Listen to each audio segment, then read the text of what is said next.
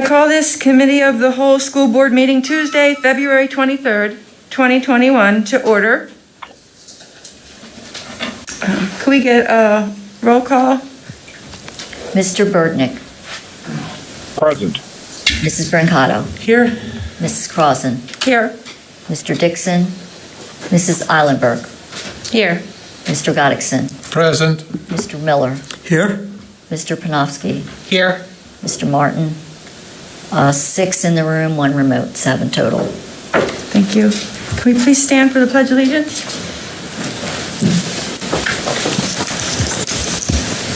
I pledge allegiance to the flag of the United States of America, and to the republic for which it stands, one nation, under God, indivisible, with liberty and justice for all. God bless America.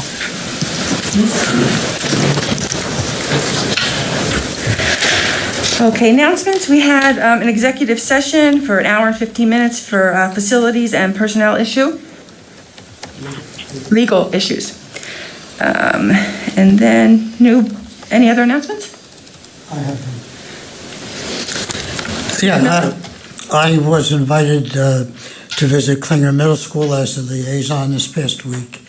It's actually a holdover from January, but scheduling as it is. And I just wanted to say it's great to see the modifications they made in order to keep things going. But it's also sad to see our buildings empty. Yeah. Thank you. Mr. Panofsky? Not so much an announcement, but on the request of administration, I would like to make a motion that we move items 3.1, A, B, and C to prior to new business, so after announcements. Second. Thank you. And if I remember correctly, we don't need a vote on that, correct? No. Okay. You're good. Cool. Okay, any other announcements? Okay, then Mary we are... Alice. Oh, Ms. Brancato. Ms. Brancato? Yep, I just want to remind the school board members and the community that, is that bothering you? No, did anyone else just hear that though? Okay. Yeah. I just got really high pitched. Up really high. Let me... Sorry. Black and White Night is very different this year, and these amazing kids, teachers, and everybody else who's involved, they're doing a food drive for Black and White Night. So you can contact one of the kids, or you can just drop it off yourself. I believe it's the 27th? Yes, At Tennant. Any canned goods are non-perishables.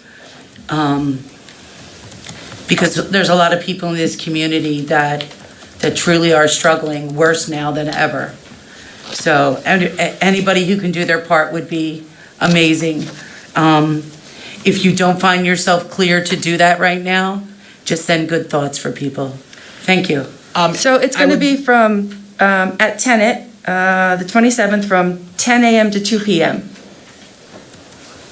I would also say if you do have stuff you can donate but are unable to actually get to Tennant to donate, I'm sure that I'm happy to pick stuff up outside of houses. I'm sure other people would be happy to, so just let us know. Mr. Brancato, I know we should be giving all year long, but how are we making this giving tie into Black and White Night? So Black and White Night is usually, some pretty athletic competition, some academic competition. No, I know how Black and White Night Oh, so I believe how are we keeping score? I believe they're counting per item. I could be wrong. Anybody? But are they dividing the alphabet, or are we Oh, just... yeah, sure. Black and White Night's always divided Right. by alphabet. That was my question. So I'm at the head of the alphabet, and this poor kid who is at letter S asked me if he could pick up donations. I said, absolutely not. I'll be finding a kid at the other end of the alphabet. I'm the other end of the alphabet, so if someone needs it, let me know. My kids would be all over me if I helped the opposition. Because once you are on the black team, it doesn't matter if you graduate, you are forever on the black team. And the same with the white team. It doesn't change. My kids still have their shirts. Absolutely. Okay, so we are going to move to presentations. We have 3 presentations tonight. First one, 3.1A. Mr. Gabriel will talk about the district calendar for 21-22. All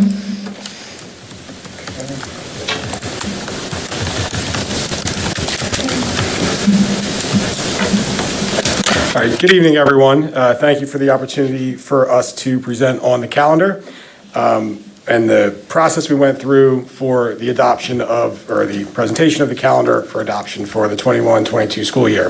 While Dr. Best and I will be up here tonight presenting, we do want to mention the work that Dr. Tolks put in with us behind the scenes, helping to plan, coordinate, and facilitate the committee meetings. Also, I'd like to say a big thank you to the committee themselves, and you'll get a list of who that is later on in the presentation. But we did want to mention with Dr. Tolks being at home that, she's not here able to present, but was a huge part of the back-end build of the committee and of the process.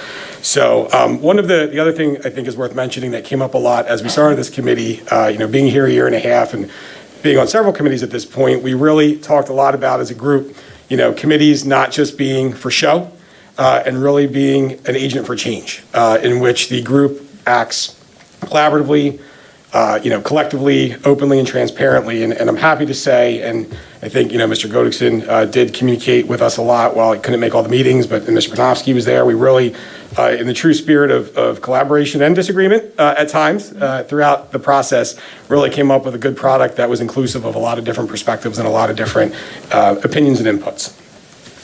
So the objectives for tonight are twofold: to help you understand the why, how, and what of the process, procedures, and considerations that went into collaboratively developing the calendar, and then, obviously making a determination on the calendar for next year. To take a step back and really kind of set the context for what went into the background of the calendar build, I want to take you briefly back to the January 26th board meeting in which we presented on the status of student achievement in Centennial and the four lenses through which we looked at student achievement. And those were curriculum, instruction, assessment, and systems. And as we mentioned in January and are following up tonight, tonight and the calendar is really one of those systems that we have to help leverage achievement. If you remember, we looked at a lot of different metrics, districts, county comparison, peer district comparisons, achievement and growth measures. And then most recently, we looked at the learning loss estimator from Hanover, and they, some of their recommendations came out about time.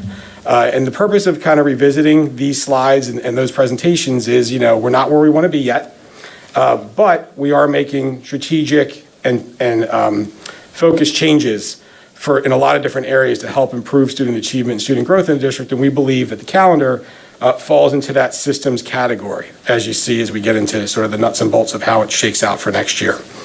As I mentioned earlier, the committee members were comprised of a number of board members, CEA members, faculty, some staff, as well as central and building administration. So we had all three levels represented, elementary, middle, and high school, throughout the process.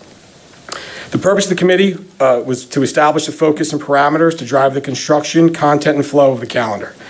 We really wanted to answer that question of, well, what's our why for making decisions on the calendar, right? It's easy to just start the nuts and bolts, but without understanding your why, it's hard to make decisions that are consistent and that are focused on a collective outcome.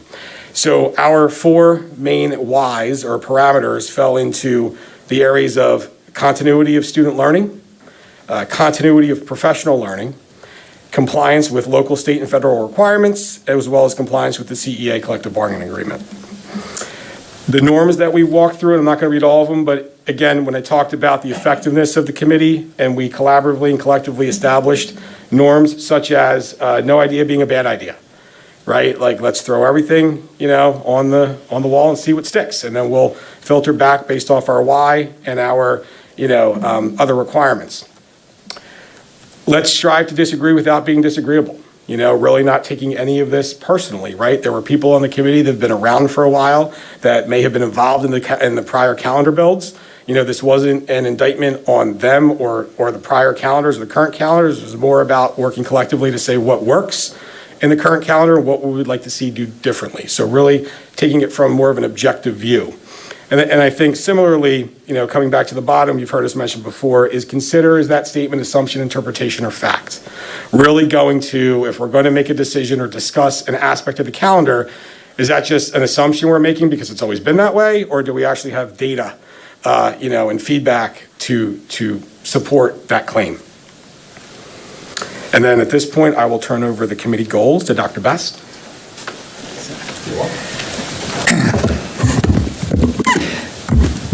So our committee really focused on two main goals. One, to develop options based on an inclusive and collaborative effort, as Mr. Gabriel had referred to, amongst a wide variety of district stakeholders. And two, by the end of January, have something ready to present to all of you tonight so that we can get a calendar approved and move on with planning for next school year. This process that we used to help to come up with recommendations for you tonight was called the design thinking process. This is something that's part of our comprehensive plan, and it's a goal of the district to infuse design thinking as a way of solving problems and developing solutions in the future. And design thinking is simply a creative methodology for problem solving that begins with the stage of empathy, where you're looking to figure out the needs, the wants of your users, moving into the definition phase where you define whatever problems exist and figure out what it is you need to have. Then we move to the ideation stage where, as Mr. Gabriel mentioned, throwing as many ideas out there as possible to come up with something that can be of value. Then we prototyped the calendar and went through it several times. And next year, when we implement the calendar, if it's approved tonight, will be our test. There are some changes to the calendar that different from what we've done in the past. We do plan to collect feedback from our users because design thinking is a recursive process. So once you test, maybe you go back to the empathy phase again to determine if your users are getting what they need. So the point in sharing this slide is to let you know it was a very deliberate and driven process with a very tried and tested model. The timeline was fairly aggressive. We started in December prior to winter break and met regularly throughout December and January, as well as into February, to make sure that we were prepared to present to our ideas to Dr. Bedden and ultimately to our Board of School Directors for approval. Our considerations, and these are listed in priority order. Continuity of student learning was first. We know that from the academic presentations we've had, we have opportunities to grow as a school district, so we wanted to put together a calendar that offered that. And secondly, continuity of professional learning for adults, because that's how we all get better at honing our craft and improving outcomes for students. We also knew it was a priority of the district to back map from June. We wanted to define graduation date, and we also agreed as a committee that not all instructional days are created equally, and that days earlier in the year are typically more effective than days late in the school year when people are worn out from the grind of the school year. We also wanted a spring break that was a full week. We wanted to be able to have that work-life balance for students, staff, community members, and to really take a breath. We have a lot of longer weekends and days off in the fall due to when holidays occur and into the winter. And usually the spring, from January through May, is a real grind in education. So to be able to provide people with that full week to refresh, we think is a good thing for all. We wanted to build in 2 snow days. That's something as a district we haven't consistently done in the past. And we felt like, again, for continuity of program and guaranteeing graduation dates and all those other things for families to plan, and staff members and students as well, we wanted to do that. And we also wanted to spread out the professional learning throughout the year in a meaningful way, instead of a scatter shot early in the year and little time to revisit it as the school year goes on. And finally, obviously, we want to comply with, state, local, and federal requirements, as well as our collective bargaining agreement, to make sure that what we're doing is complicit. We ran a thought exchange that had a wonderful response. You can see we had over 290 staff members respond. Over 54% of our teachers responded to this thought exchange and participated. Usually when you administer a survey, you're very happy to get 20% of respondents. So for us to get this high number, we were very pleased about that. And you can see the open-ended question that we asked people here, which they could have taken in many different directions. And that was purposeful. When we got to the themes that came out of it, clearly they supported what we thought would be supported. People wanted snow days. People wanted breaks. We wanted more continuity for parent conferences. We wanted to, again, have more continuity for professional development days. And people wanted to know a defined start and end to the school year, particularly an earlier end to the school year, for reasons we discussed earlier. And some of the top thoughts we received related to the 2-hour delay professional developments we tried to run in the mornings of school days. We didn't find them to be as effective, and we also didn't find them to be as effective as instructional days because kids sometimes have a harder time focusing when you delay the schedule and throw off their routine. So that was a consideration. The other piece you can see here was support for unifying the conferences, and again, snow days and spring break were a really big thought process here that people wanted to have. So it was very affirming to the committee's efforts that the feedback we received was in line with ours. And again, snow days were very important to people. You can see some of the top-rated thoughts right here regarding snow days, and the numbers in parentheses following it are how many people rated it. So there really was a great deal of support for wanting to make sure that was built into the calendar. So I am going to let Mr. Gabriel drive you home here, and we'll be here to answer any questions. Thank you, Dr. Best. So the differences tab, and we thought this was worth sharing. This is a little bit more granular, but one of the benefits of Thought Exchange is it will group like-minded individuals. And then within those like-minded individuals, based off their answers, find areas of agreement, which would be the middle column, as well as areas of difference. So in this particular differences exchange, it has 106 respondents that overall answered across the board very similarly in nature. So if you take a look at the middle column, we're going to say it again, build-in snow days was rated very high by both the 61 respondents on side A, who happened to be out of the 100 a little bit more likely when it came to these topics, as well as the 45 on the right. So you've got 4.8 and 4.7, which is extremely high in terms of rating. Closing the entire district for the week between Christmas and New Year gives a boost to help the morale of support staff. That also came in very high with both groups, both a 4.9 and a 4.3. That's what we obviously had done this year, and that was a big ask going into next year's calendar. Where the differences fell into play were around the start of school. The group on the right, about 40% of the respondents were hoping for a start after Labor Day, whereas over 60% were hoping for a pre-Labor Day start. And not only is it a larger percent, but if you look down, there are 6 different mentions of a pre-Labor Day earlier start in August. As Dr. Best pointed out, it's a more effective time of year for everybody than running later into June. And it also gets us in line with most of the county's schools.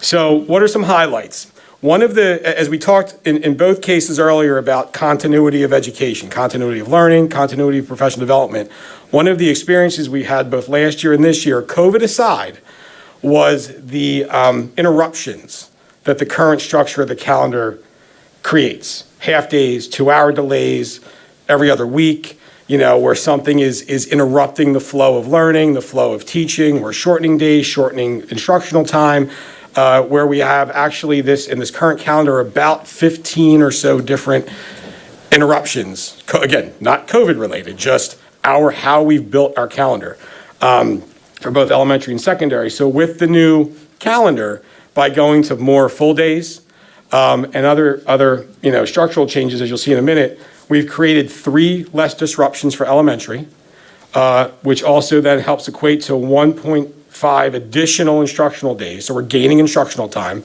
And for secondary, it's 5 less disruptions and 3 additional instructional days. Why the difference? Elementary does a day and a half's worth more conferences than secondary does, and that's a pretty typical across the board. As we mentioned, this calendar gives us 1 additional snow day for 2 total. We also plan on, if you skip down, filling out and applying for next year for the 5 flexible instructional days, which would give us theoretically up to 7 days we could flex with some virtual snow days as well as regular snow days, so that we won't have to dip into anything beyond the school year as planned. We have 1 full week off for spring break in this calendar. All schools and offices closed, 1 full week off for winter break, similar to this year, again, which came out of the Thought Exchange. A set date for graduation, which I know was a big topic of conversation during the board meetings a couple times last year as we were changing the calendar mid-year. An earlier start is more instructional days for students prior to state assessments, as well as a time of year that we know it's more beneficial to kids. Professional learning, again, getting more of it earlier in the year. It's more flexible. We have now 1.5 days of asynchronous virtual for the teachers to be able to provide some flexibility there. And then it's, as Dr. Best mentioned, we've spread it out more evenly throughout the year. So it's not you go really crazy until December and then don't have anything until the end of the year. We've added and spread it out a little bit more so that there's a little bit more continuity into the early spring. Again, time of year when we're still getting, more out of everyone. 2.5 days of virtual professional learning, synchronous and asynchronous. We had 1 day this year, so this helps add to that. And then 6.5 professional learning days in total for secondary and elementary. The other thing we noticed in the current calendar, we had more than that for each level, but because of the choppy nature of them, again, the feedback was maybe not the most effective, so we were able to, quote unquote, sacrifice the amount of professional learning time for better quality learning time, professional learning time, and equity across both elementary and secondary, because currently there's a difference in overall time that teachers get to learn, which means there's a difference in time that teacher professional learning, so then there's a difference in time for student instructional days. Before you go, Mr. Gabriel, remember we wanted to make sure that item number 3, all schools and offices, remember that was something that wasn't in this year's, and you all had to give me approval because it added 2 days. So we want to make sure you know that this calendar has that same model, so that we don't want you to miss that and then not be aware that that was done, because we wanted to make sure we were transparent with the board that that's, the thought exchange said that, but it is a different. Either you approved it this year, it's built into it this year, we want to make sure you noted that, because you're basically 11 to 12 month, they would come back for like 2 days in the middle of the break. This makes it continuous like a thought exchange asked for. But we wanted to make sure we highlighted so you didn't miss that and feel like you voted for something and then realize that that's another employee benefit that you're giving. We just want to make sure you know that it's in there, so you recognize it. And we want to make sure too the parents in the community, they really understand that it's 2 days of true snow days. The FID days are like we can not have to make them up at the end of the year, because when you apply for the FID, you're allowed to do the instructional model virtually. So you don't have to add them on to the end of the year is what that does. So I want to make sure they understood what flexible instructional days, and that's something that was fairly new this past couple of years with the state, and that's why there's a note, making sure that if they change that law or something, that would go away, but right now it's still in place. And all feedback we've gotten thus far is that it's still going to be in place. But I did want to highlight that so no one's surprised, because the state sometimes changes on us. But right now, that's where the total 7 days of really built-in snow opportunities to address if we have a snow issue. So I just want to ask if the days between Christmas and New Year's, those are not paid days off, correct? Those are, yes, those days are off. It was, the way you had your normal calendar, this would be those are 2 additional days like you gave this year. So every employee who is a full-time staff member will get 2 additional paid days off? Who works 11 or 12 months, who normally would have been working, yes. So during Christmas and New Year, it's just office staff, teachers don't, like the schools aren't open during that week? Correct. You would be shutting down the entire district 2 additional days. So it would just be... And it's not just when you say office, it's any 11 to 12, no matter where they are. Excuse me? There are 12-month employees who work at schools too. So the school is not open for the students or teachers, but there are 12-month employees in each of our location and 11-month employees. So that would mean some employees are getting paid 2 additional days and some employees are not? They're not getting paid, they just are not coming to work. So they're not changing their pay amount. They didn't get the benefit of the complete week off for the holidays. They're not losing. But they're not, right, they're not losing or gaining compensation, they're getting the benefit of time off. So does that have a monetary value? Yes. So from a technical standpoint, they're just really shifting the days off. They're still contracted for a certain number of days Yes. to work. That's Yes. how it should be explained. Yes. the other question I had, I'm sorry, one is worse than the other. So I like the thought exchange. Were any parents asked about their opinions? Formally this year, we did not reach out to parents. What we did was we took a lot of informal feedback, emails we were getting about some of the hot topics as a starting point. We had talked with over 13 districts in the area about their scheduling or their calendar, processes. Very few, if any, actually included parents in the process. Formally, at least at the start of the process, our hope is next year to add a parent rep or two to the committee. And then, as Dr. Best mentioned, we will be seeking feedback from stakeholders throughout next year on the current calendar. With us not having a process like this in place, and really the calendar was just getting rolled over year to year. And then obviously we were coming back with a lot of changes like we did last year. We felt it best this first year just to keep it based off of informal feedback we were getting through different channels, like I said, emails and some of the feedback we had gained on social media and from the e-alerts as we were setting out about things like snow days. And then we'll be looking to add a parent next year to the committee, and then obviously soliciting feedback. But wouldn't it benefit us to include parents on a thought exchange? So then you get a broader sense of what their feelings are instead of just one parent? Well, right. So there'll be two things happening next year. We'll have a parent or two on the committee, and then we'll be soliciting feedback from everybody throughout next year, mid-year and end of the year. So that would be something like either a survey or a thought exchange to not only the faculty and staff, but also then the community. So yes, that we will be looking to do that as we implement, as Dr. Best mentioned, once we test, then we'll look to gather feedback throughout that process next year. Yep. Yeah, I was going to wait till you were finished, but it seems to be a good time to, I don't have a question, I have a compliment, because I remember when we used to approve the calendar, and then for the next 14 months, we approved a change each month. So, the design process works, the design thinking process works.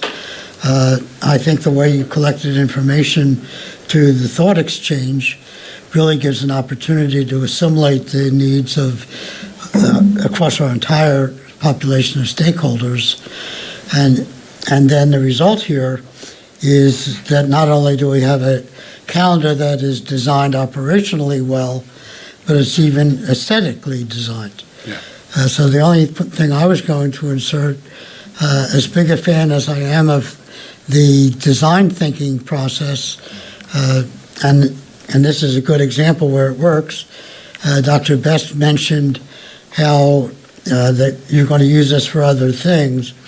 So I would just remind that where design thinking leaves off, a continuous improvement process picks up. Thank you. So I do want to say, Mr. Miller, to your point, meeting one of the first things out of my mouth was, I would like this calendar to be designed in a way that we don't have to constantly vote to fix it. So that was definitely one of the goals, that we have a calendar that is good, that we don't have to come back 5 or 10 times throughout the year asking to change. And so I'm very glad that we managed to do that. Well, it was even worse before, because not only did we make changes to the calendar, but people never replaced the original calendar with the new calendar. So I just wanted to complement the process, a structured, strategic approach, and the ability to have buy-in from our staff and our teachers and our admin, I think is key. Everyone had a hand in making decisions and providing their feedback. Thank you very much for taking the time to do that. I also appreciate the fact that we just didn't rubber stamp the same format from before, and that we took a bit of a creative approach. Structural, yes, but also creative. So thank you. And I think to that point, because you mentioned the physical look at the calendar too, a couple thank yous and shout outs. Nate Ross did a great job really working on the visuals of the calendar for us. I'm sorry, I'm laughing because we were driving him crazy. Probably 5 or 10 emails and stop-bys a day. Oh, we just caught this. Again, thank you to the committee, to people like Beth Cadis and Colleen Bruce, who just kept poking holes. I found one more thing. So, I think as Dr. Best mentioned, it was a very aggressive timeline, but the 7 weeks, it was a frantic just double check and triple check and quadruple check for language and spelling and color schemes and all sorts of different things. So, but Mr. Gabriel, we want to be clear on the aggressive timeline too, because one of the things that we believe was important that I shared with the team is, again, he talked about trying to make sure we got this got something drafted at the end of January and for sure brought to the board by February, because this is a shift and we wanted to give notice, planning and adjustment because of the transition time. But again, I also want to articulate to make sure that our families and our staff know that we do look at the thought exchange and analyze it. So when it comes out, it's important that they respond, because we use that to inform what we're planning. And while 54% is really high, the closer we get to 100%, the better representation it is. So we want to encourage them to make sure they do take advantage of those, because we do. I do, for instance, ask, what did it say to us? And Dr. Best will touch on that in his next presentation, what a big deal it is, like when we try to get feedback on what people are saying about what they want. Yeah.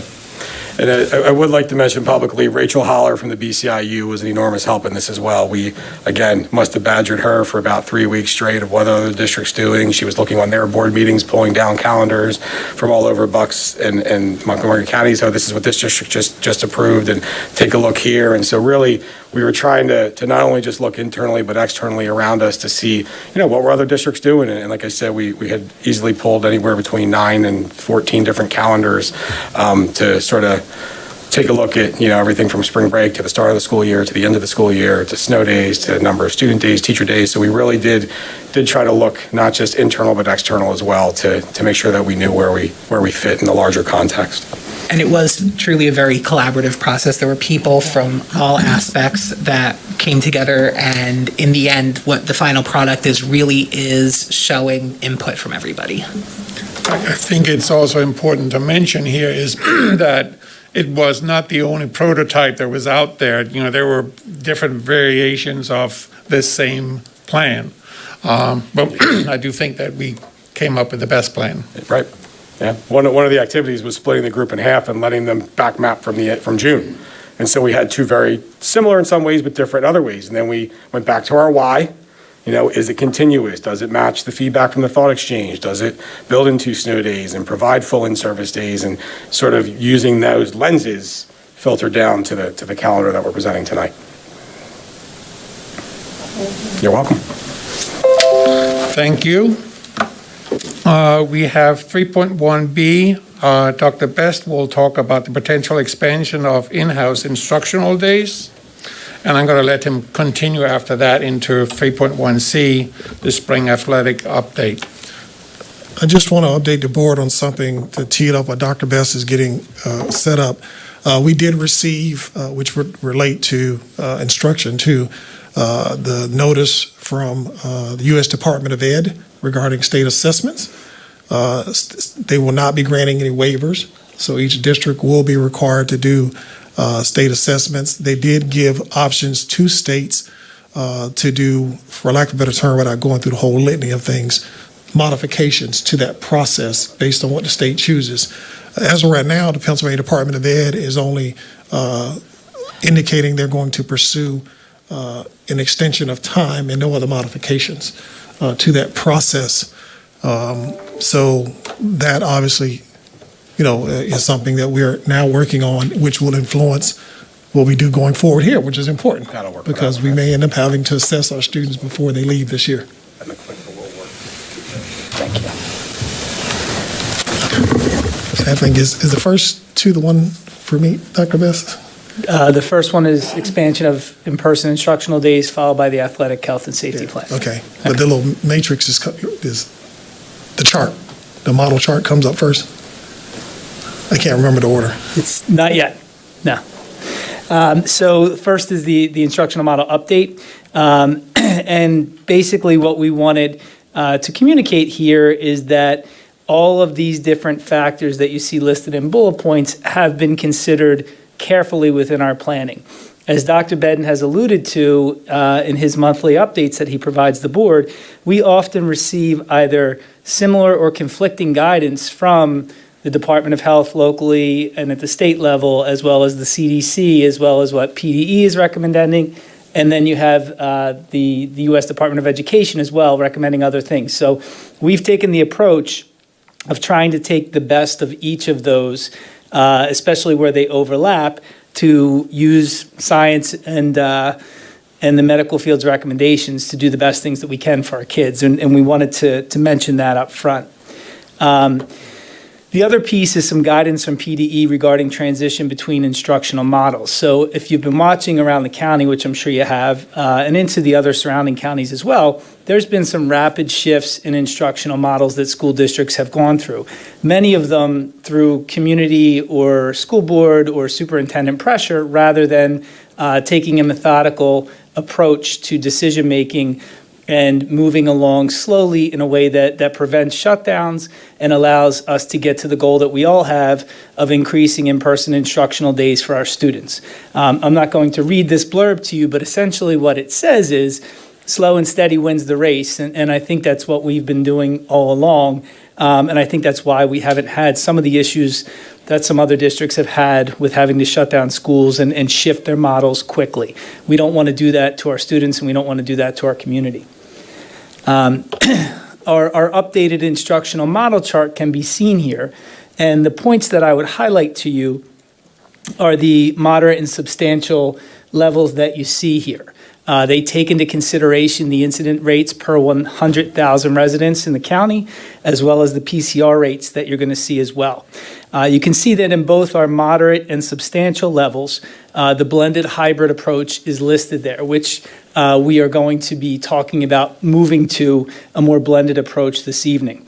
You can also see what an increase in community-based transmission could mean, moving to full virtual, which we don't want to get to.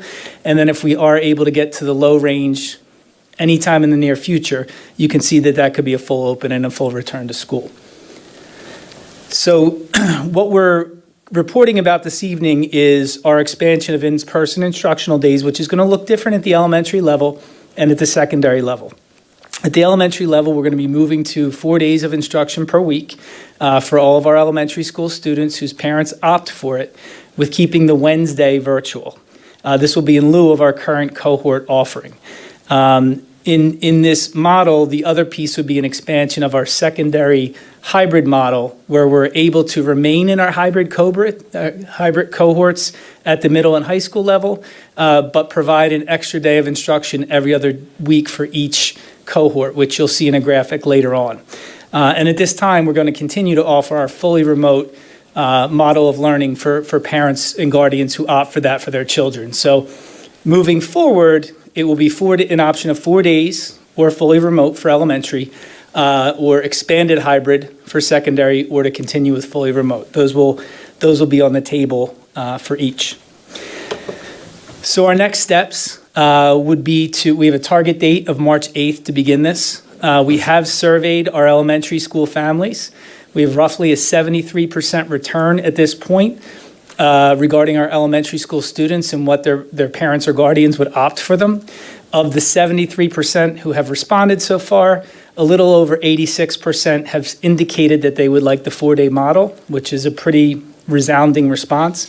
And around 14% would like to opt either to continue or to move to the fully remote model. We haven't broken down that 14% yet. The remaining 27% of the students' families will be contacted by the schools beginning tomorrow to remind them either to complete the survey or to let us know over the phone, and we can indicate that in our spreadsheets what option they would like. We're actually going to have a little more than a full week to prepare for the shift to our new instructional model, or our modified instructional model, which will give turnaround time for facilities to reallocate classroom space, for our teachers to do whatever they need to do in their classrooms. Something as simple at the elementary level is just adding names to desks. That takes time. So we want to make sure that we have time to get that done. And in this process on March 3rd, which would be not tomorrow but next Wednesday, we would offer simply asynchronous instruction for our elementary school students to give the teachers the day to get their classrooms further prepped so they can feel comfortable to receive the students on March 8th. So as I mentioned, our secondary school cohort model would look like this. Cohort A in week 1 would come to school Monday, Tuesday, Wednesday, and then be virtual on Thursday and Friday when cohort B would come in. And then in week 2, cohort A comes Monday, Tuesday, cohort B comes Wednesday, Thursday, Friday. So each cohort picks up an extra day of in-person instruction every other week. And there would no longer be a virtual day on Wednesdays at the secondary level, either at the middle schools or at the high school. And again, the note of, we will continue to offer our fully remote instructional choice for these students. It's important to note the difference between the two model shifts, however. At the secondary level, it is still a hybrid cohort. So even though we're adding an instructional day every other week for the cohorts, the students are still split by the alphabet, if that makes sense. Whereas at the elementary level, this would be, we would dissolve both cohorts into one for those who opt for 4 days of instruction, and we would no longer be broken into those groups. And again, the fully remote option would be available for those families as well. And this is the point that I was alluding to, that we really need that other roughly 27% to really respond, because we're trying to do the class sizes and make sure that we have the appropriate furniture, the spacing, and those type of things to prepare to receive the students. But in addition to that process, it's important because we're trying to maintain the parent choice of who's going to be virtual, to be fair to our teachers. So the sooner we can lock that in, it helps them with planning and preparation in their mind for how to best meet the needs of the students, because they're carrying a significant load trying to manage both. And right now, at the board last conversation was we were trying to hold on to that, to maintain that choice at this point. So we really need the community's help in making sure they respond so that we can solidify those numbers. The importance, when people say why at the secondary level, again, CDC, now this is where they all agree. CDC and the Department of Health at the state, the secondary level is still a little bit more of a significance in trying to make sure that we keep 6 feet or better. And we just can't do it without doing the cohort model. I do have a question in this regard. When you're looking at the elementary component, you're looking at only 2 options, 4 days or full virtual. Correct. And right now they have 2 options. It's just a different other option. Yes. With the secondary plan, I have a couple concerns that, first of all, with the switching off Wednesdays, I can foresee students coming in on the wrong Wednesday because they forget which one's which. And also planning could be a bit of a nightmare for teachers having a different class each Wednesday. Have we gotten feedback, at least from the teachers at the secondary level, on their feelings about this?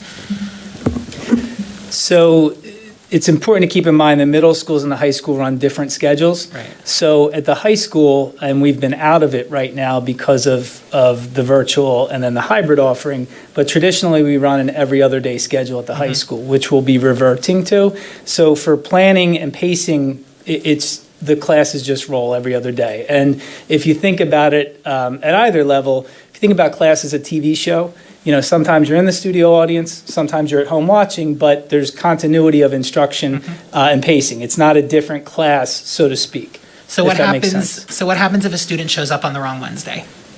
I don't anticipate that happening.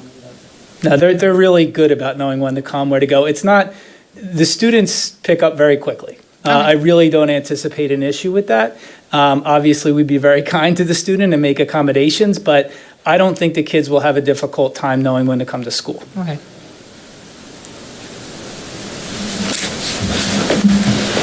Just a follow-up though then, if that student comes in, can we then accommodate 1 or 2 students, that showed up by mistake? Yes.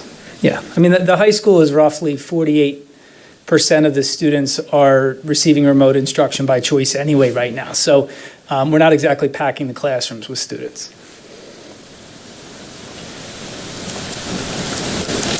Ms. Arcado? In the elementary level, that if the kids are going to be back in school 4 days, that gives parents an opportunity to maybe go back into an office or a job more days a week. Do we have some kind of, are we offering before and after care, or is that still no-go?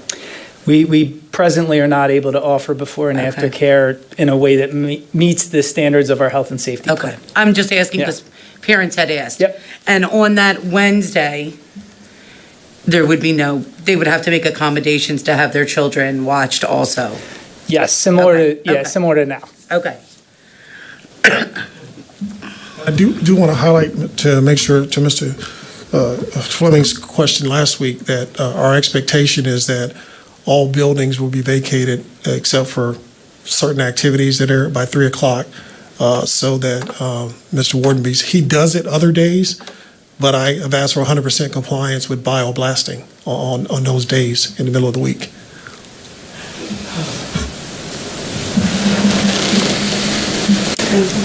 All right, so we'll transition into our spring athletics health and safety plan. The good news for our Board of School Directors is that not many things are changing in our health and safety plan from the fall or the spring in terms of how we are taking safety precautions, how we are keeping students and staff safe, how we are looking to make sure that our visiting athletes are safe as well. So I'm not going to go through every nuance of the protocol as it's been posted on our website throughout the school year. I'm just going to hit you with the highlights. And the main concern that I think most people are interested in is spectators. So because we're back outside for the spring for all sports other than boys volleyball, and because of the limited number in the gym for boys volleyball, we will be issuing each student athlete 2 passes for parents or guardians to attend events. And we believe that will satisfy the need that's out there. And we also believe we're in a much more safe space to do so, A, with the declining numbers, and B, being outside is just a completely different setup than being inside. Our spring sports typically do not draw very large crowds. Often it's cold, it's rainy, and some of our contests are right after school and people simply can't get there from work. We are going to still, in light of that though, continue to live stream events as we have in the past. So, potentially people can catch a game that way if they can't make it or if there's not enough passes. But we do believe that adjustment will be well received by the community.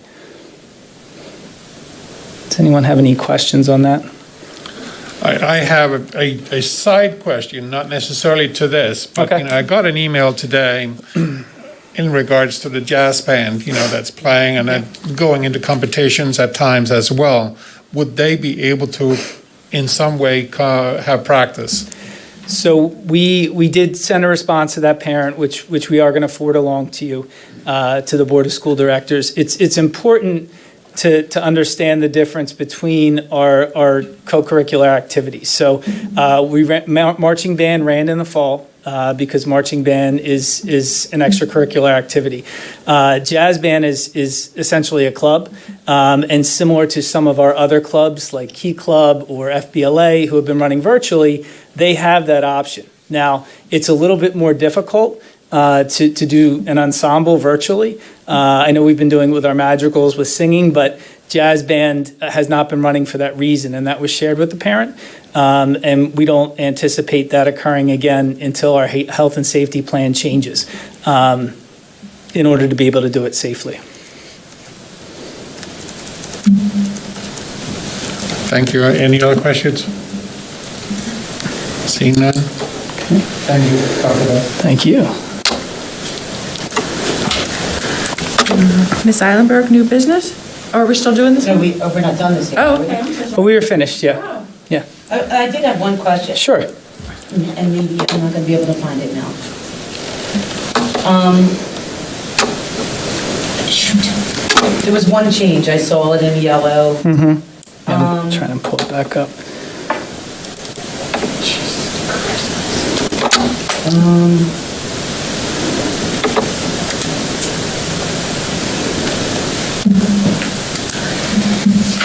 question, I can't.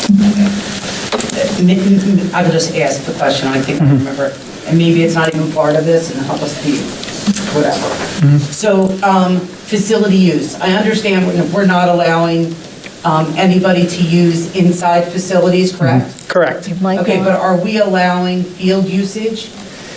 We are, when we receive applications, we're reviewing them, and That's all I want if to it know. fits, yeah. Because, who asked me, some soccer team asked me, and I just said, put your field usage form in. Yeah, that's all they need to do. I Yep. just wanted to make sure I wasn't giving the wrong information. Thank you. You're welcome. And before we conclude this, I would be remiss, and I can't believe I didn't do this in the beginning, John Creighton has been outstanding, our athletic director, in leading this process. We're one of the few school districts in Suburban 1 that has not had to shut down a program all year, and that is because of the protocols he's put in place. We've been able to complete all of our seasons without canceling contests. So, big hats off to our coaches, our athletes who are following all of our protocols. The kids have been awesome. And I should have opened with that, and I don't know why I didn't. But I wanted to make sure I said it publicly because they all have done a great job, and that's why our teams are continuing to roll. So. Thank you. Thank you. Ms. Eilenberg, new business? Yes, ma'am. Be it resolved that the Centennial School, first of all, does anybody want to pull anything from new business? Anyone? No? Okay, moving on. I did want to ask a question. But I did want to ask, oh gosh. How about we forget it since I don't know where it is? Where is it? You can ask questions after we second the motion. Yeah. So if you think of it. Go ahead, because I can't find it. Okay. Be it resolved that the Centennial School District Board of School Directors 2.1 approves the 2021-2022 school year calendar as per the attached. 2.2 approves the district to apply for Act 80 exceptions for the 2021-2022 school year calendar as per the attached. 2.3 approves the personnel agenda including retirements, resignations, authorization to employ, leaves of absence, change of status, and co-curricular deletion as per the attached. 2.4 approves the unpaid leave request for employee 16.12 from February 16th, 2021 through June 15th, 2021, contingent upon securing a qualified replacement substitute as per the attached.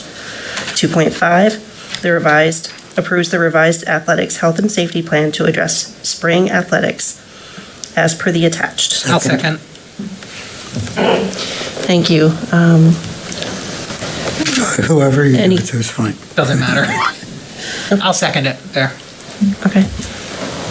You want to do a roll call? Do we have any questions though? Any questions? Any questions or discussion? Okay. I guess we'll do a voice vote. All in favor? Aye. Aye. Any nays? Abstentions? Motion passes 7-0-0. Wait, how many are we? 7. 7-0-0. Thank you. Finance Committee presentations, Mr. Burdnick?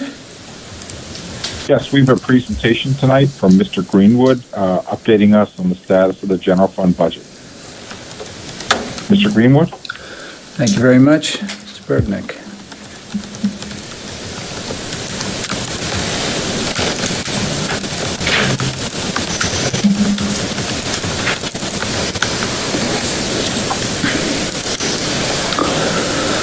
Okay, so we have a budget brief this evening. Let me first note that we continue to work on the budget, the preliminary budget that was shared back in January, as we work to identify possible cost reductions that we will be bringing to the board for your opinions and thoughts. Tonight, in this brief, while the next year, in this case 2021 and 2022, garners the most attention, I think it's really critical that we also look at the long game.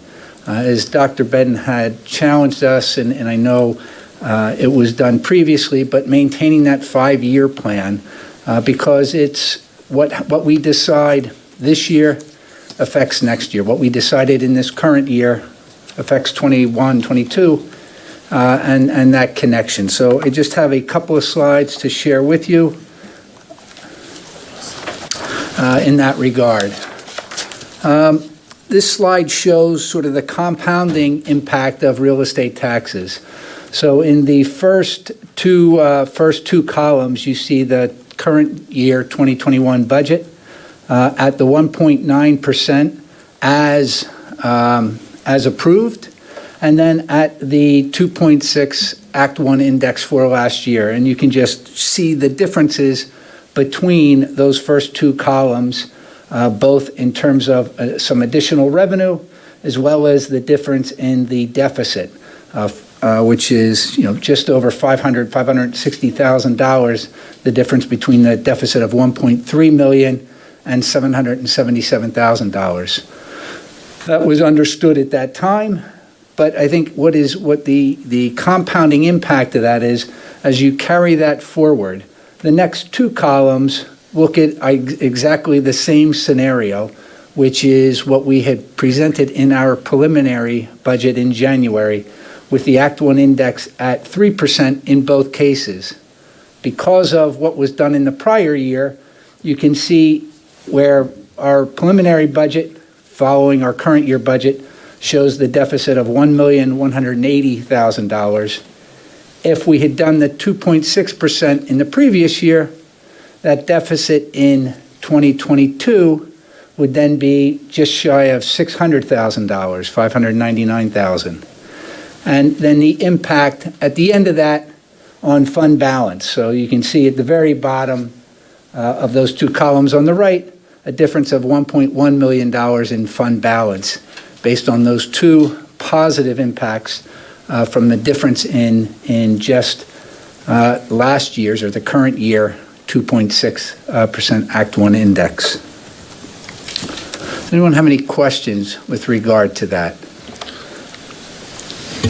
I don't have a question. I just wanted to say I appreciate the explanation. You're welcome. So, Tom, if you look at these numbers, 1.9 and 2.6, had we charged 2.6, would we not indirectly be saying we're prepaying taxes for the future?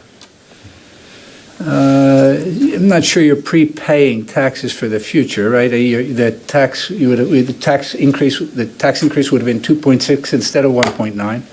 So we would have generated more revenue from that, and that carryover is really the focus of what I'm trying to demonstrate. It's really that carryover effect into the next planning year, and I think this is to demonstrate, right? That impact happens forever, right? You never catch that up, right? So every decision that we make today really has an ongoing impact into the future. So is that just saying that, so any district last year that did not take the Act 1 to its highest, they're going to be falling short this year? Or is that, just how our budget is running? Because it shows not any district, and it's just demonstrating the impact to our budget, right? Because that's what we're most focused on in that scenario, right? So with everything being equal in the preliminary budget, what we decided last year, and I'm not saying that with any disrespect or any issue. Yeah. I'm trying to demonstrate the carryover of that into the current year, right? So if we had a 2.6, I would have perhaps come to you in January with a preliminary budget that had a $600,000 loss because of that carryover, that decision. Does that make sense, Mrs. Carlson? It does. I'm just trying to figure, instead of, I mean, I know we have to do what we can to, with the increases, with, taxes. I understand that, but is there a way that we don't have to ask for the absolute most and still figure out our budget without putting all this on the taxpayers? Is there a way that we can, I mean, I know I'm asking, for a unicorn to show up or something. Is there just a way that we can do that and somehow manage our budget without taking the highest. In essence, the model that you just approved, saying you won't go to Act 1, limits it to 3% and guarantees that we must cut at least 1.2 million. So right off the bat, that model is a shared responsibility of saying we're asking for support, but we're also saying we're going to cut our budget. So right now, that's the best case scenario we have right now. If you did, because you committed to the public that you wouldn't go over to Act 1 with the decision we made earlier, which pretty much locked us in that we must cut at least 1.2 million out of our budget. So that's the starting point on the best case scenario right now. For every mill, it's what, 800,000? Between 7 and 800. 700, 800. So each mill, each tenth. you go, yeah, tenth of, you go down, you add that to how much more you're going to have to cut and reduce. So that's how you answer the question of what are our choices, and it's going to be. So that's like saying that it changes to almost 2 million. That you're going to be committing to reducing costs, which means choices. What you'll see later that he hadn't gotten to is our recommendation to really hold a dedicated work session just on the budget to get, philosophically, I don't believe as a superintendent, you just come in and say, we're going to cut this, this, and this. It's supposed to be a conversation with the leadership and the board to understand what are those things that we're saying are fair game to discuss. It doesn't mean at the end you're going to do those, but it's, let's look at these. Let's look at this. Like my last district, we ended up having to increase class size by 1 student. So we gave the board a number. What does that look like? I'm just using an example. I'm not saying we're doing that to anyone. We looked at efficiencies in transportation routing. Like, are we doing the best model? Yes. Those types of things are not required, but we know that if we don't do those to support our families, they'd have a hard time getting their kids to school. But then we had to talk about how many bus stops we had and can we do it better. Those are examples. I'm not saying we're doing that, but that's what a work session gets to, so that you don't get to the end of the road. Yeah, exactly. So that's what you'll see later on. And that's but what he's trying to working on capture since here to January Mr. 27th. Goddickson's question is what you really did was cut down on the difference between your growth in expenditures and your revenue by, to the example you gave, between 1.9 and 2.6, because you have guaranteed expenses that are going to increase that literally your collective bargaining, that's a signed agreement. You got to meet it unless they agree to a change, which I already did last year. We don't control PCERs. Healthcare costs. Those are guaranteed costs, and I use those two as example because those are driving forces that happen to districts. The charter school costs, they are happening to us versus we get a chance to say the real truth of how much, like the governor is proposing, I think a $9,500 per student limit. Well, if that passes, that's going to be huge relief versus sometimes you're paying $12,000, $15,000 per kid, and that's really not a true cost, but they're able to bill us that in some of the cyber charter issues. Mr. Coffey? So, if by some miracle the heavens open up and the legislature passes the governor's proposed budget for education funding, this isn't going to be such an issue for us, right? Because his education budget this year is like one of the largest increases to education funding in the history of the state. It is. It would cut into that, right? yes. Yeah. But it will impact us, right? But at the end of the day, I think our BEF, our basic education funding, it will be more or less flat in that scenario, right? I think in that proposal, I think there's going to be schools that get and schools that do not. And they will look to try to keep the schools that do not at the same place. So there's a lot of pieces in there. Charter reform, as Dr. Benton mentioned, is in there, right? We would certainly benefit from that. I believe that for Centennial, on pure basic education funding, I think we are level in that scenario. And that's because the state, for some reason, thinks we're a wealthy district. Yeah, just, that was a comment, not a question. Where our benefit would come, as example, is the charter. Because, and what we have, in meetings I've been in, argued with the legislators that that's not even having to give us new money. That's just getting closer to the true cost of what we should be paying versus the exorbitant costs. Like we've asked for more help on the piecers, because instead of it flattening it out, like they said, it's still showing now a slope going up again, and we're fearful that that's going to continue to grow now because of what just happened. To the BFE, our soundest thing is to do level funding. There is a little twist he's thrown in there where he's tried to throw some new money to address the whole harmless provision that usually doesn't help a district like this one. I'm doing this from memory. Mr. Miller, you may have more expertise. Well, you were doing well. The compounding of real estate taxes is probably the most difficult part of budgeting to grasp, especially because it's not only if you do take an increase, but if you don't take an increase, you can never get that back. Same thing happens with negative effects on what the Commonwealth does.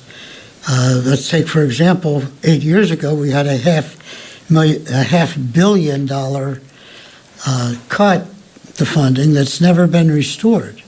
So cumulatively, that's now $4 billion that we and our taxpayers have absorbed over the last 8 years.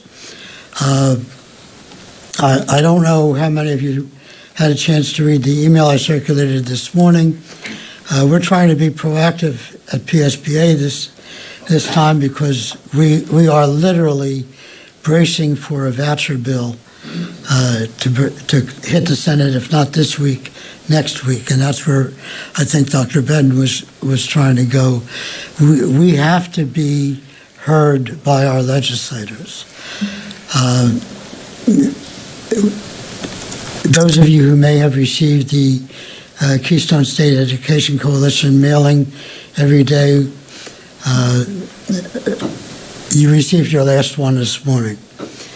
In place of that, under the auspices of PSBA, Keystone State Education Coalition is giving up Larry Feinberg to direct the Keystone Center for Charter Change. And you will start to see bulletins from that every morning or every other morning as necessary. But there'll be legislative information in there. And it will behoove us as a district not only to have our board members who are on par with our legislators because we are elected by the same constituents that vote for them, but we're also agents for the General Assembly. In addition to what we do, and my motto I have two at PSBA. One is there's 4,500 of us and only 253 of them.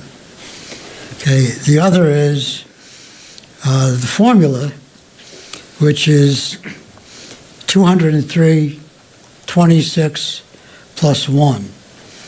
And that's what you need to get a bill passed. So somewhere in that formula, the 200 and the 102 is half of the House, 26 is half of the Senate, and 1 is the governor who needs to sign it. Somewhere along the way, we have to interrupt that process. And that's not happening the way we'd like to see right now. 26 states have made teachers a priority for vaccination. And we're under pressure to get everybody back in school. Studies are now showing that teachers are contributing to infection, and yet our governor has stood flat and said, no, he's not going to prioritize teachers. Well, we need to put pressure on that, and the association is. Charter schools are our biggest drain, and we hope to turn the tide with the Keystone Center for Charter Change. And I'll urge everybody to keep watching for that and make yourself heard. Thank you, Mr. Miller. I just had the big takeaway for me regarding this specifically, to just boil it down in the most simplistic terms, is that we really need, when we're looking at a tax increase for 1 year, we really need to create a focus for a 24, 36-month plan we can't base our decisions on simply one 12-month period. Correct. And I think that's why we've shared in January the 5-year plan as well, so it gets us out in time.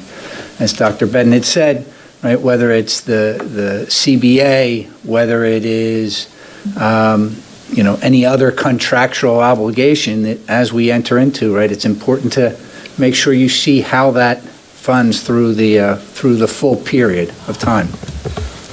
And I think your actual next slide probably There you go. gets to types of things, because if you have what he's going to show here, certain things with deferred maintenance, it actually costs you more later. Which And we're it learning raises the now price with tag. Bucks. Yeah. Right, so, and again, so sort of the opposite on the revenue side is the expense side, and there's compounding there as well. That the considerations we need to take them into account, such as the CBA, as I had mentioned previously, maintenance and operational issues, whether it's the roof, turf fields, HVAC, transportation. These are all things that we need to look at and we need to plan for into that and include into that 5-year plan. And it's important to understand that when we defer those maintenance obligations, that compounds the problem down the road. So, and so the last bullet point says, shows that over the past several years, Centennial has really made a concerted effort to improve facilities and equipment with the warm, safe, dry Centennial mandate to really make sure that we did not fall behind in maintenance. Coming up with a bus refresh plan that we deviated from last year, right? The bus plan called for just over $500,000. We funded it with about $100,000. We went from 5 new buses to 1. That does fit into our plan. And again, I think, last year was a difficult year. But as we move forward, we know we need to pick up those buses into the next plan as we work. And I know Mr. Whartonby has been working on that with our transportation team, but that expense doesn't go away. I think it's important to recognize that. And similarly, another example of that is at the Middle Bucks Institute of Technology, right? They presented last year, close to $9 million in capital improvements, much of which is sort of deferred maintenance that they never accounted for, they never planned for in their financial makeup, right? So the contributing schools now are tied to funding that over the next 5 years, and that'll be included in our 5-year plan. But that's significant dollars as it sort of rolls up on itself.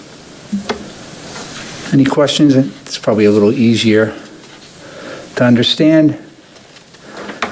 Just a couple last slides, just a look at the timeline and where we're at. On the 26th, we presented that proposed preliminary budget, and we have been working since that time to try to identify opportunities in that, and we'll plan to share that with you.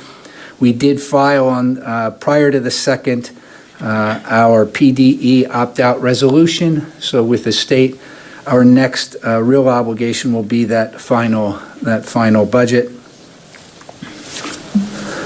Looking at next steps, the first one we've talked about, and Dr. Bedden had mentioned this, and that's suggesting the idea of having a dedicated workshop focused on the budget. Whether we have 1 or 2, we've shared some possible dates, some possible times for consideration by the board, but really having a meeting focused on evaluating opportunities and getting into the budget discussion a little more granularly at that point. We used to do that, and it was very beneficial. Okay.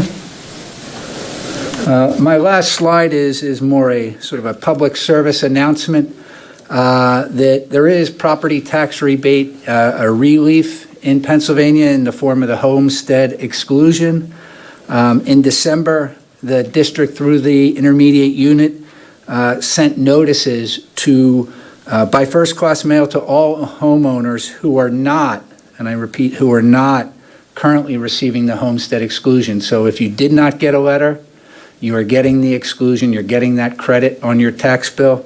If you did get a letter, you have until March 1st to get that letter, that application, into the county assessment office. It does not go to your tax collector, but it goes into the county assessment office.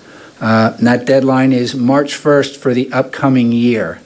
In dollar terms, the homestead exclusion saves a homeowner between $165 and $175, and is taken right off of your tax bill that you would receive in the beginning of July. So applications can be found on the Bucks County Assessment Office website. They can also be found on our district website under the business office for real estate taxes. Under the real estate taxes tab, the application is there as well. So that opportunity is there, and I know as a person of one, I did not take advantage of it for a long time, not really realizing it, thinking it was just mail, but have since learned from my ways, learned from my mistake, and I'm glad. So if you received the letter, please take action with it. And it's important to know that it is a one-time application. It carries over from year to year when you put the application in. That is correct. That's why if you're getting it, you wouldn't get another letter. Yeah, it doesn't compound. What's that? It does not compound. It does not. Thank you, Mr. Miller. Okay, any questions? Go back to the dates. So do we get some guidance from the board? What day of the week are they? They're Tuesdays. Pick Tuesdays, figure out these, whatever. I can't do either of those. The issue with March 2nd would be, Middle Bucks. we typically would have a meeting at MBIT that night. And then the other one is the Bucks County Library Board meeting. Yeah, the 16th is also the BCIU. So those were just a start. I guess we just tried to figure Tuesdays that you had Tuesdays, but hey. Tuesdays generally are, I would say, if we can come up with Thursdays maybe, might be. That way, Thursday of that week of the 2nd is. The 4th, which we can't do. No, I got that whole day taken. And then you got the 11th, That's okay. and then the 11th and the 25th. Can we would maybe be do like Thursdays. a poll, The email 11th board with or like a the doodle poll 18th would with be a the few different 18th. times? So The 11th would be and 2 meetings that same week, right? Yeah, Because we have a 11th and board 18th, meeting excuse on the me. 9th. And so you could go to the 18th, which is a Any chance we Thursday. could avoid Thursdays? Avoid Thursday, that's Pennsbury School Board meetings, isn't it, Chris? Yeah, How about Wednesdays? Wednesday would be awesome. What about Wednesday the 3rd? How about Wednesday the 17th?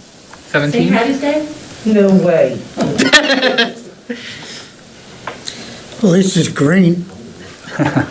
So I would suggest maybe, as I was saying, do like a doodle poll with a few different dates that we can fill out and send online. That way the public doesn't have to listen to us trying to figure out a date. Well, and honestly, we wanted to get something concrete because most of you were here.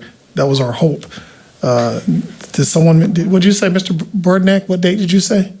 17th, but that's St. Patty's The Day. 17th? And then you said the 3rd? 3rd. What about the 3rd? I can do March 3rd. 3rd would be wonderful. Like you were saying, John, because people have to go home and look at calendars. And we are missing a couple of board Yeah, members, we but are. the 3rd tentatively, I think, is.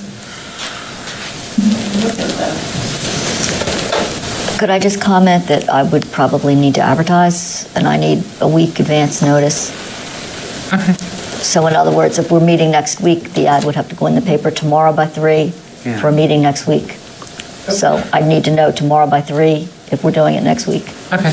In order to comply with And sunshine. I would tell you that majority of people seem to say the 3rd. It's easier to not have a meeting. I would go ahead and advertise it. Okay. Is the safest thing to do because you can always just you can cancel the have it. meeting. Right. Yeah. Okay. And so I would go ahead and put the 3rd, and then we'll send out to the rest of the board members. and others to get a chance to check their calendar. If it doesn't work, we can always cancel it. Does that make sense? Yep. Yeah. Thank you. And you need to, the time, what's your preference? We just made up something, trying to make sure people could get here. Yeah. 6 p.m.? 6? Okay, 6. Chris, does that work for you? Yeah. And this is just a discussion, or this to vote on things? Not voting, it's a discussion. Yeah, so if some of us don't want to come here and we need to do it from home? That's fine too. Okay.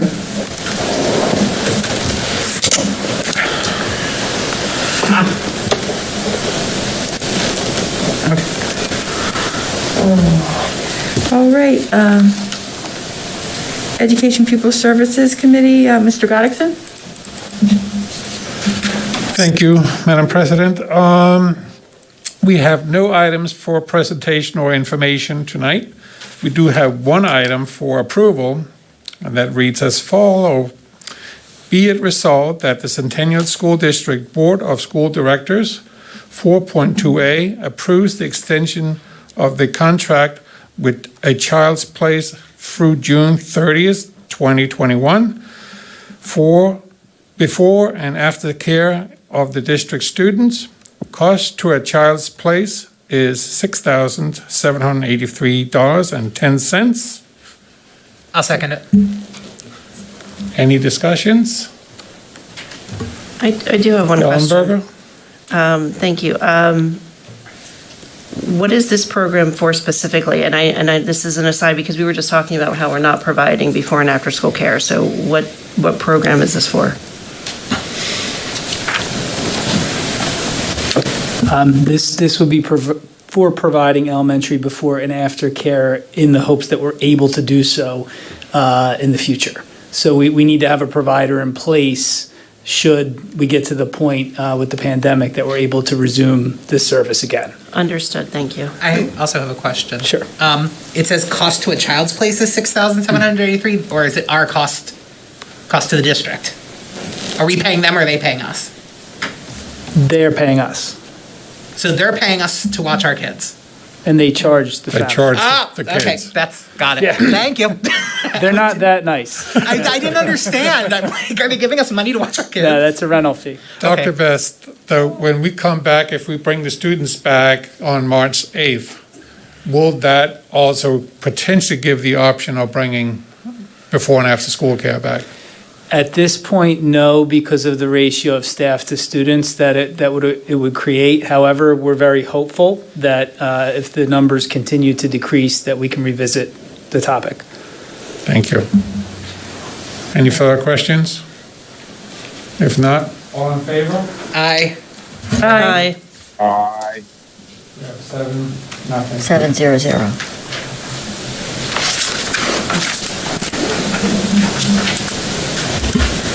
Okay, now it's time for the Finance Committee. Mr. Birdnick?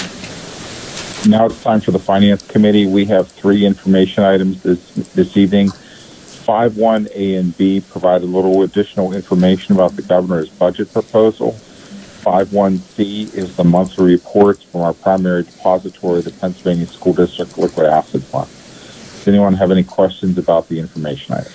Not a question. I think we actually, 5.1A, we saw at our last meeting, part of the budget, initial budget thing had bits and pieces from PSBA's budget review also, so we saw bits of it. Correct. There are no questions. There are no action items under 5.2, and that concludes the Finance Committee's report. Thank you. Operations Committee, Mr. Miller? Okay, Mr. Ordenby, are you providing the update on transportation in Giza? So we have somebody. On the Giza.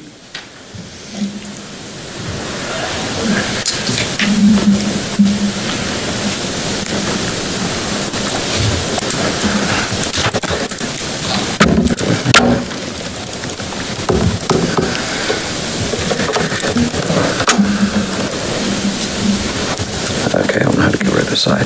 All right, just to bring the board up to date on, a couple times a year, we bring to the board where we are with our geyser project. This is the second annual performance review done by what used to be called Reynolds, now they're Site Logique. So this is a continuation of the last several years where the board made investments to both Log and Klinger middle schools, and the idea would be that some of the costs would be, for lack of better words, brought back to the school district by virtue of energy savings. So this month's report that was prepared by Site Logique for us shows that we have saved approximately $69,000, which is right in line with where Reynolds, now Site Logique, estimated it would be. Part of the benefit, obviously, is because we experienced some closures earlier in the year due to COVID, both from a facilities perspective as well as a transportation perspective. But all in all, we're doing good. The investment seemed worthwhile in terms of energy deferment, energy cost savings, and we look forward to continuing this unless something changes drastically. But I think the investment that we made in both schools are panning off, and it was a wise decision by the board back in 2016, 2017. Thank you. Okay, I have one question, Mr. Woodenby, and I'm not putting you on the spot tonight.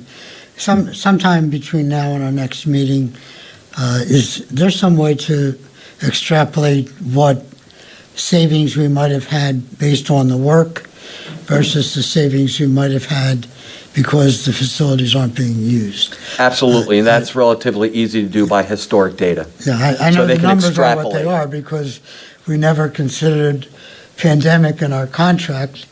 And it'd probably be an act of God anyway, but And they did, in their report, said they made an adjustment for that. So what you would look for is, what is that adjustment? What was that delta that they decided to adjust? So I can get that for everybody. but at the end, it won't affect their guarantee. It will not affect their guarantee. Right.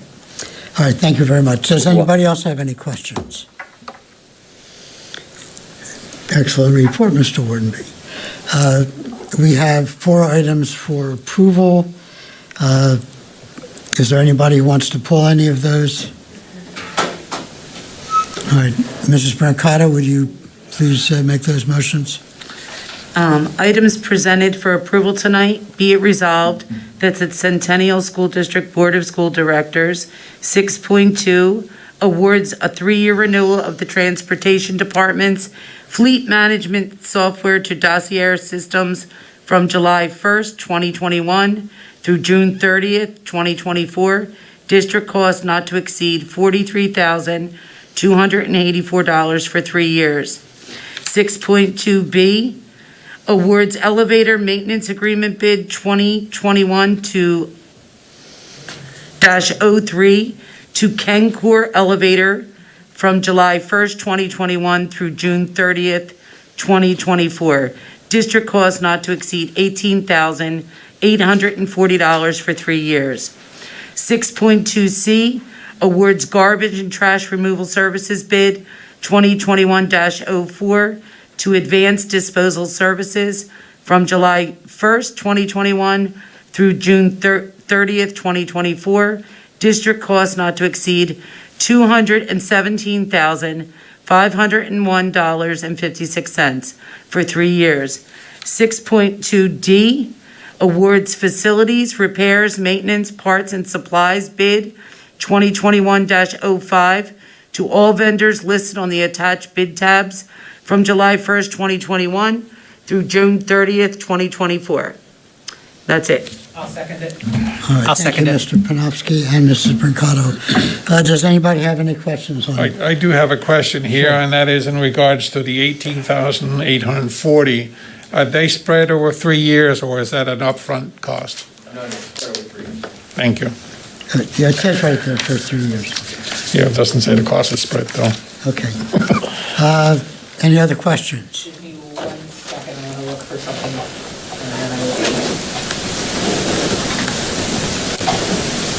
Madam President? I'm good. All right, hearing none.